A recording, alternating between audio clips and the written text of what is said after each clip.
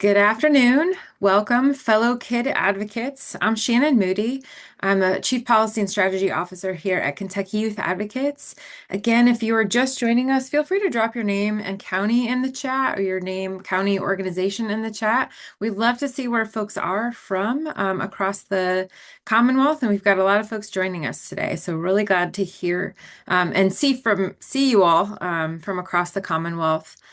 Um, Today, we'll be sharing Frankfort updates, including ways that you all can take action on the Blueprint for Kentucky's Children priority bills and other bills of interest that we are keeping an eye on.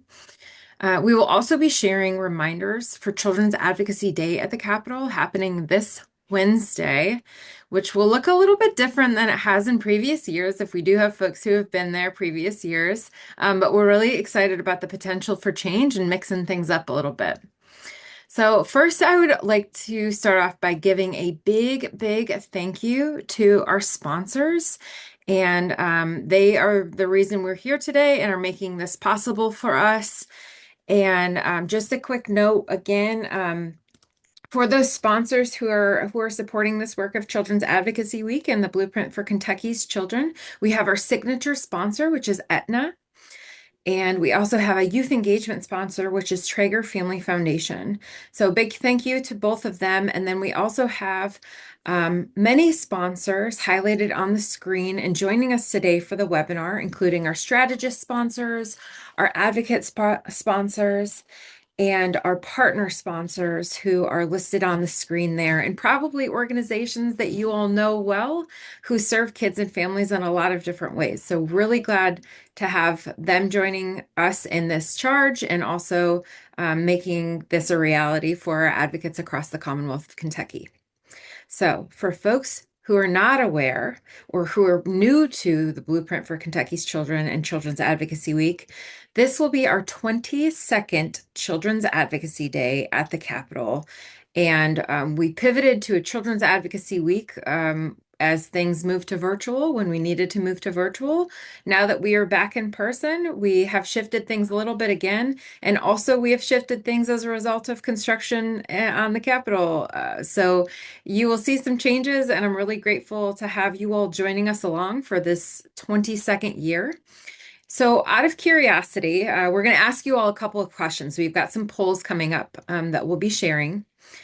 And I know that I see some familiar faces, but out of curiosity, how many years have you all attended CAD? So you've got some options there. This is my first year, 1 to 4 years, 5 to 10 years, 10 plus years. And then we also have some other questions in the poll just to get a sense of where y'all are, where you all are starting or what level of advocate you are in this process. So feel free to go ahead and weigh in on those poll questions. We're really curious to see what those results are, and we'll show them relatively soon.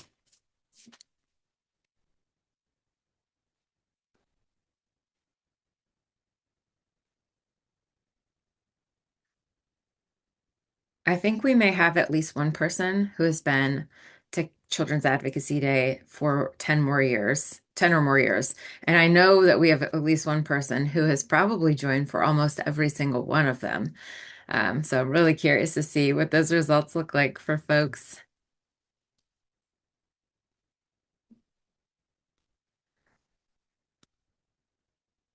All right. So Mara, I don't know if we can show the results. Yeah. All right. So we have a good mix of folks who this is their first year, almost a quarter of folks on the call. It's their first year. We've got some folks who have been around for like 1 to 4 years, and then 5 to 10 and 10 plus. Like I said, I know that we have folks who have been there for almost every single one of our Children's Advocacy Days who have joining us today. So if you have, please feel free to mention that in the chat as well. Wear that badge proudly. And it looks like we do have another mix of folks who are who have met with their state representative or senator this session and are planning to this week, or they have reached out or called them. And then other folks are attending events on Wednesday, Children's Advocacy Day, people are planning to watch committee meetings and also call and reach out to their senators and representatives. Now, my colleague Alicia Watley has quite a few updates on where the blueprint for Kentucky's children's bills are sitting and or moving to. So folks are well informed when they make those calls or sit with their legislators to update them on blueprint bills. So Alicia, I'll pass it over to you. Yeah, thanks, Shannon. Hi, everyone. As Shannon said, my name is Alicia Watley. I am also with Kentucky Youth Advocates. I've met several of you on the call today, but a few new faces and names that I see as well. So I'm going to start out by giving a couple reminders of ways to get involved this week. And then as you're thinking about which one of these might appeal to you or that you're planning to do, shortly after this, we'll go through, as Shannon said, lots of updates on what's happening in Frankfort and some bill movements. And so, as you're thinking about what action you want to take this week, you can also be plugging in which bill you might be following and is important to you to talk to your representatives about. So, the first thing that we have on the list here, we've been sending out lots of information on how to do this and getting folks set up is to talk to your legislators this week. So if you're planning to be in Frankfurt, it is a great opportunity to try to get in and meet them in person. If you have not already set up a meeting, you definitely want to try to reach out today to see if they're available. And if they're not available this week, or if you've tried and they're not, they weren't able to take any meetings in person, it's still a great time to call or email them, and also just fill up their inboxes with what we want to talk about for kids this week. So we would encourage you to be looking into that as well. If you are somebody who still is not as familiar with who your state senator or representative is, we have some tools on our website on how to look up who those are based on where your home address is. So you can find out who represents you if you don't know, and then how to contact them via their a phone number or an email address. Um, the other thing that we would encourage you to do if you have not already is to check out KYA's bill tracker on our website. So we're going to hit on several bills today, some of them that are on the blueprint for Kentucky's children, some that are just other bills that are good for kids. But what we cannot do because we don't have enough time is to hit on every bill that's on that bill tracker today. So we would encourage you to check that out and see some other bills that are moving in Frankfort.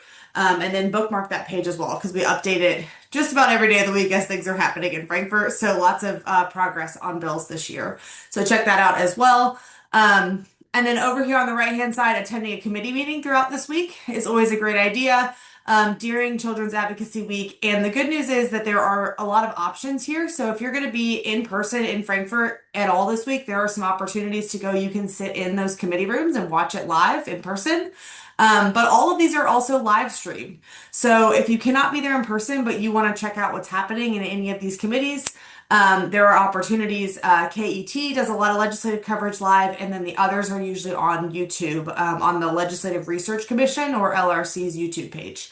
So we would encourage you to check those out. And these are just a few of the committees that are happening that we tend to see kid-related bills pop up in. So the Families and Children Committee in both the House and Senate, the Health Services Committee in both the House and Senate. They each have an education-focused committee and then also judiciary. And so there are more committees than that. There are other topic areas as well, but these are the ones that we tend to tune into quite a bit. So we would encourage you all to check those out throughout the week if there's one that kind of piques your interest. And it looks like somebody dropped our bill tracker in the chat. Thank you to Zach for doing that. If you've not seen it, please check it out. So as I mentioned, we are now going to go through quite a few bills. So I'm going to start with some of our Blueprint for Kentucky's Children priority bills that are moving through the process. So they've already either had some action or we're anticipating some action soon on these bills. So we're not going to go through every item on the blueprint today. And then I also want to give the caveat that we're not going to go into a ton of detail on each one of these bills. So if there's one that looks interesting to you and is maybe new to you, somebody on KYA's policy team would be happy to connect and talk more about it if you have questions or want to dig in. But we're just going to give a quick kind of high level what the bill does, what it's for, and then where it sits and what you can do this week to help it continue moving. So the first one that you'll see here is House Bill 6. We're really excited because This is a priority around childcare and making sure that kids across the state have quality, safe childcare that they can access in their communities.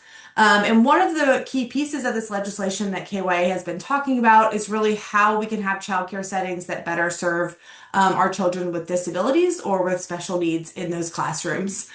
So this bill, in addition to quite a few other things, would make sure that childcare providers have some training requirements each year around how to serve children with disabilities.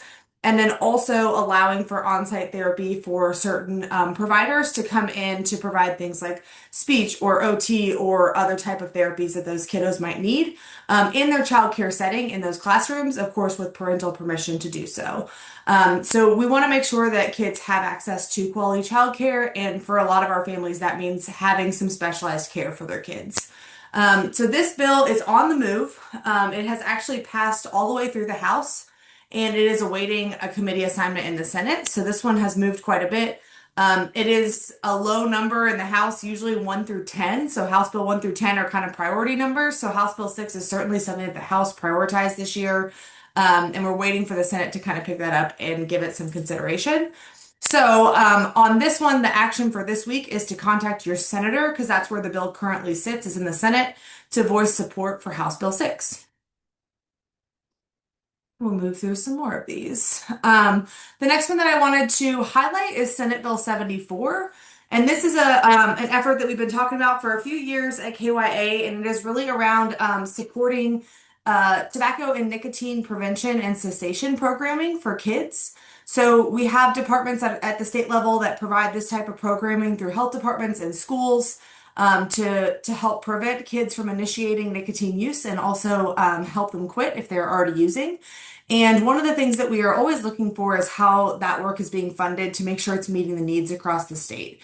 And right now we have a really great opportunity to put some money towards this effort without allocating any new state dollars. So several years ago, Kentucky was part of a lawsuit against Juul Labs, which is one of the largest makers of e-cigarettes, for their role in promoting and advertising their products to kids.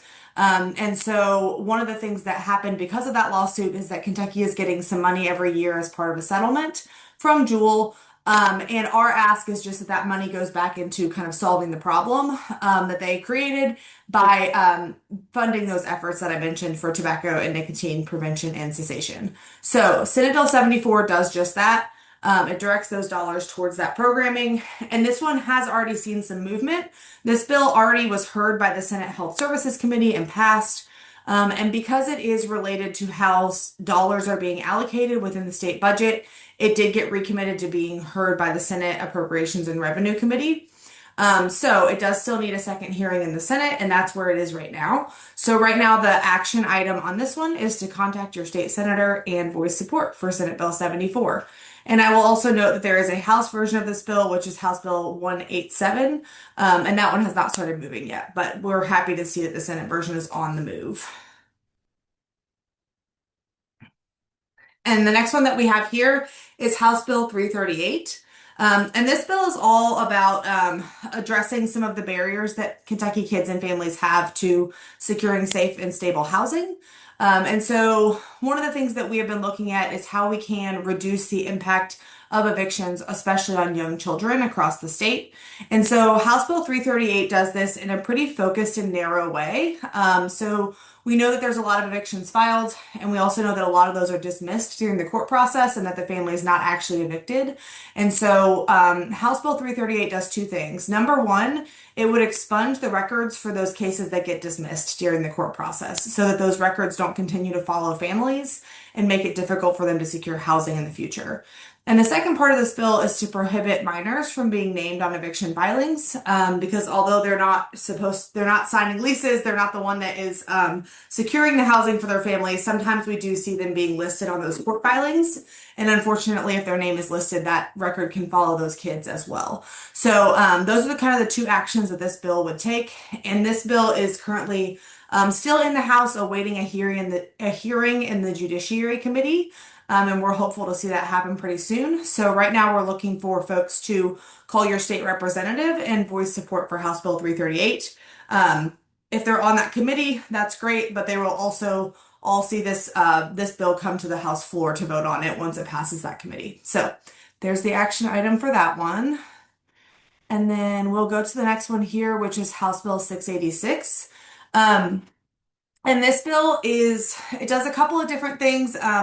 But one of the big things that this bill does is establishes the Kentucky Positive Youth Development Commission, and trust fund. And so what that, entity would do once that's established is to support research and also development of positive youth development programming. So, a lot of times this looks like positive opportunities and activities in places for kids to go when they're not in school, especially. So, after school programs or other clubs or spaces that kids can have positive experiences in their communities, that are accessible and affordable for them.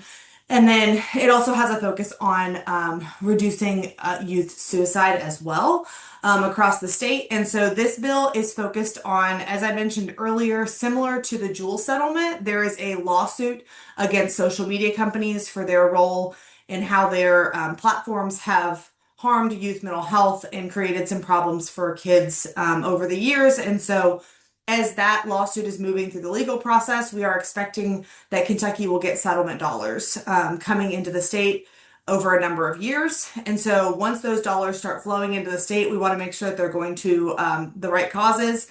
And so in this case, we're looking for them to be invested into the development of positive youth development programming. So this bill was filed just a couple of weeks ago, and it is assigned to the House Family and Children's Committee. So we're waiting for it to get that hearing. We expect that to be pretty soon as well. So again, this one's still in the House. So right now, the ask for the week, the action item is to contact your state representative or the House member, and voice support for House Bill 686. All right, and then we have, I think this might be one of the last one that's on the move of our blueprint bills that we wanted to highlight for folks, and that is House Bill 598.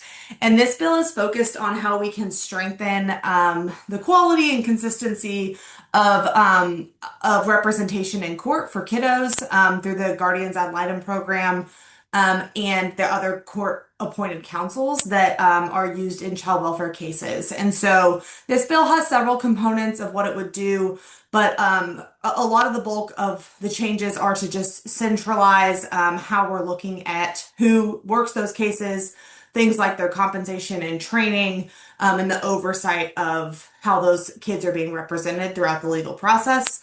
And also creating a commission that would kind of oversee that work. So a new entity to kind of keep it all in one place. So House Bill 598 has actually already seen some movement. This passed the House Family and Children's Committee last week. So it is now ready to be voted on the House floor by the full House membership. So we are looking for that to happen hopefully in the next week or so. So again, the action item for this week is to contact your state House representative and tell them to support House Bill 598 when that gets called up for a vote. And then we wanted to highlight a couple of other items that are not quite on the move yet, but have been filed, and we're hopeful that they will see some movement soon. So the first one that you'll see listed here is House Bill 102. And this is a bill that's been filed several years in a row, so it might be familiar with some folks. But this is all around reducing the risk of sexual abuse in schools. And so there's a couple of components here, but one of those is to prohibit the use of non-disclosure agreements when there's misconduct involving students and staff. There's also some training requirements in this bill for staff members, and some rules around background checks as employees are moving from district to district. So House Bill 102 has not yet gotten a hearing or moved much. And we also wanted to highlight kind of alongside this one is House Bill 608, which does something similar with prohibiting non-disclosure agreements, but it's a little bit more broad in terms of it would declare any non-disclosure or confidentiality agreements or provisions void that are involving an act of sexual abuse. And so it's not just in schools, but it's kind of across the board, but it gets at the same principles of making sure that those are not that those investigations are not suppressed through those legal documents.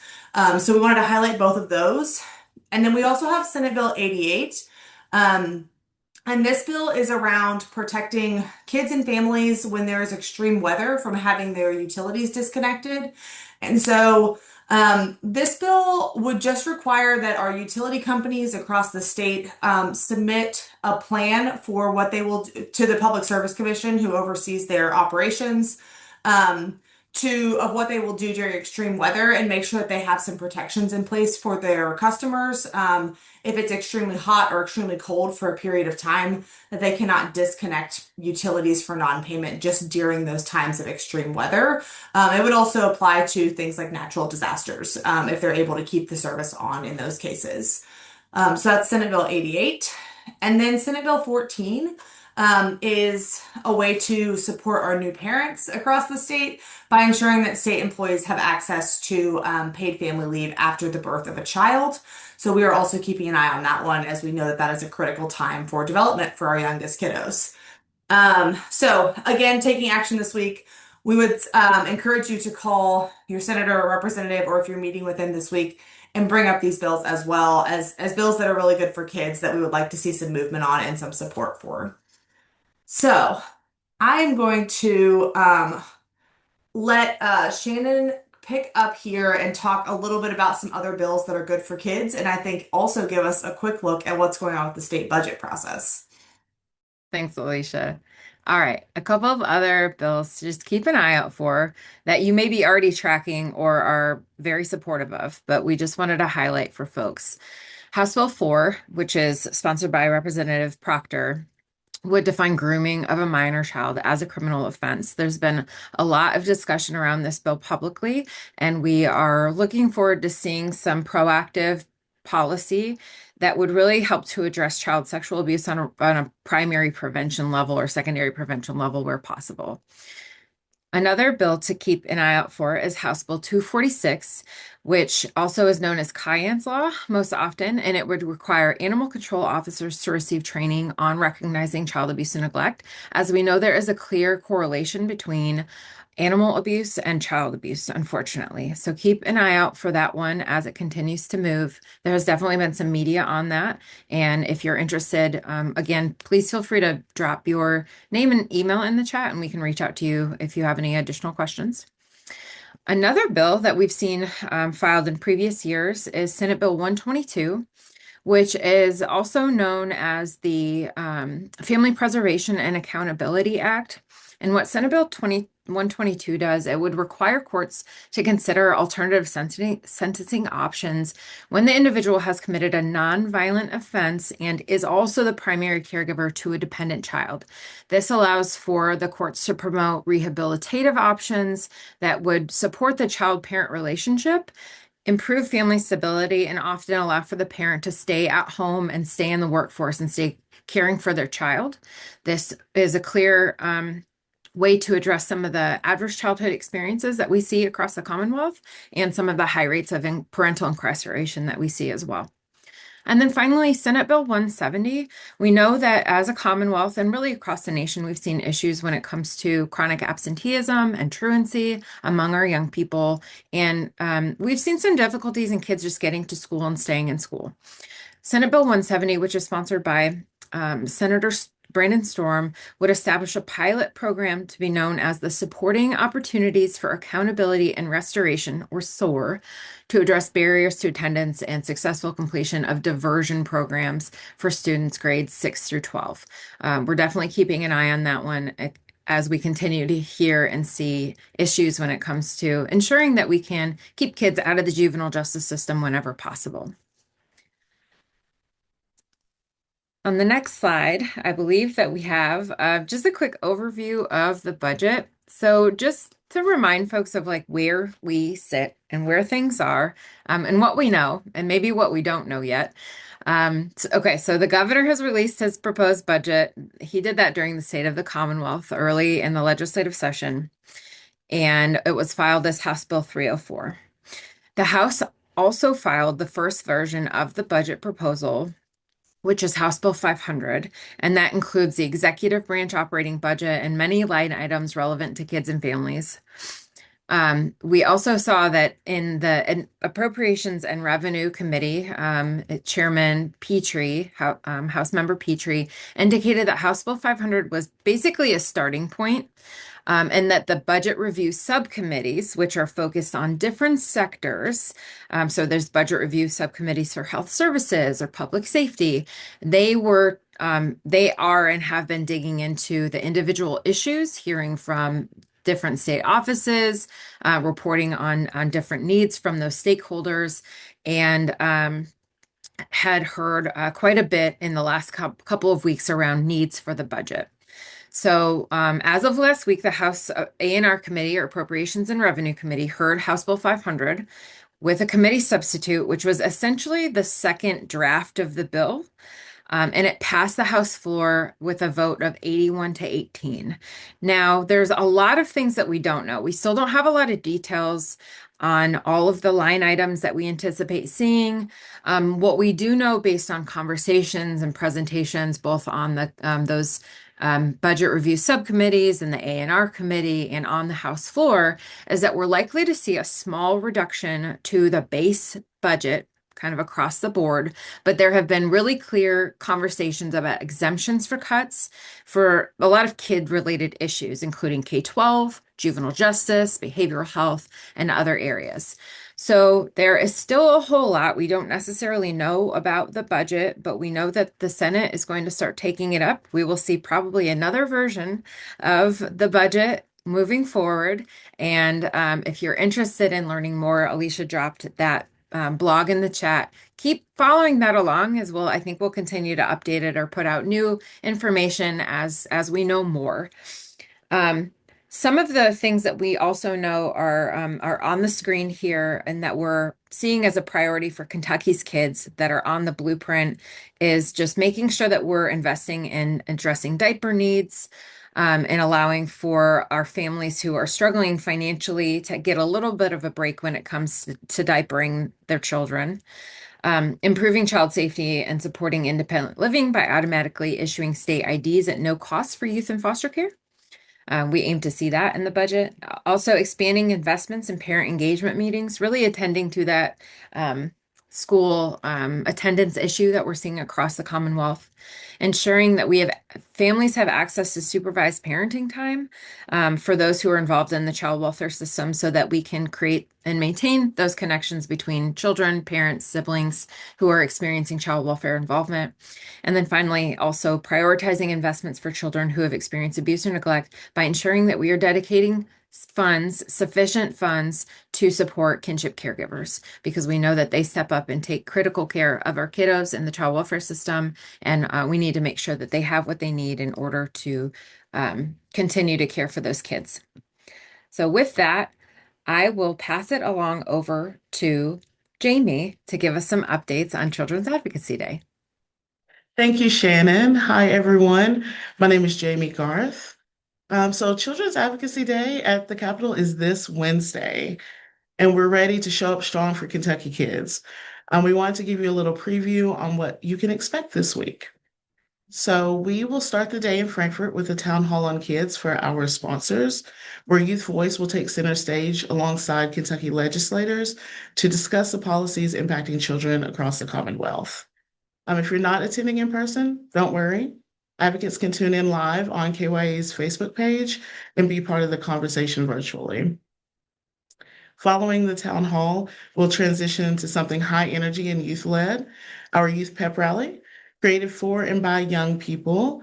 This will include a Q&A with Representative Rachel Rourke, giving youth the opportunity to engage directly with the legislator in a meaningful and authentic way. From there, we'll move into one of our most interactive spaces of the day, the Policy and Play on Children's Advocacy Day. That is a mouthful. That will take place in the Capitol Annex. And the Policy and Play event is exactly what it sounds like. It's just an opportunity for advocates of all ages to connect with legislators through play, while also learning about policies that directly impact Kentucky kids. Each station will tie back into a blueprint policy priority, so conversations can stay grounded in real solutions.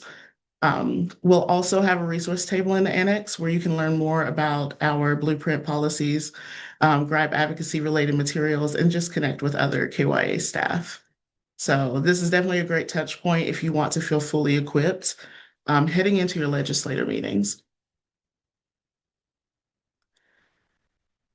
And for those going to Frankfurt, I do have some in-person reminders that can hopefully help your day go smoothly. Also, be prepared. We're supposed to have light rain on Wednesday, so just dress accordingly. Um, but parking can be limited just with the construction and more people being at the Capitol that day. So please plan to arrive early and give yourself time to find a spot. We recommend using the parking garage and then checking the Capitol visitor page for maps for the most current parking information. Lastly, the Capitol Annex requires all visitors who are 18 and over to present a government-issued ID to enter the building. So again, be prepared to have what you need, but allow yourself time to go through security as well. We definitely want your focus to be on advocacy that day, not scrambling for parking or digging through a bag at security. Um, and then finally, advocacy doesn't stop whenever you leave the building. We would love your help amplifying the purpose of the week by just sharing some graphics that we've created, similar to the ones that you see here. You can share those throughout the week and you can find them and download them on our landing page at kyouth.org/Children's Advocacy Week. But yeah, let's remind legislators consistently and visibly to put Kentucky kids first.